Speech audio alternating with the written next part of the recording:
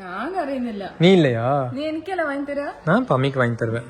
அது வேற யாரும் சாப்பிட மாட்டாங்கல்ல, வேற யாரும் சாப்பிட மாட்டாங்கல்ல. அம்மா பாத்துட்டு அது இது மீன் சிக்கன் வந்துட்டு யாரும் தின்னல. நம்ம யாரும் சாப்பிட மாட்டாங்க, நம்ம எதுக்கு வாங்கி கொடுத்துட்டு எல்லாத்துக்கும். அதுக்கு அந்த ஆரஞ்சுக்கு வாங்கி கொடுக்க.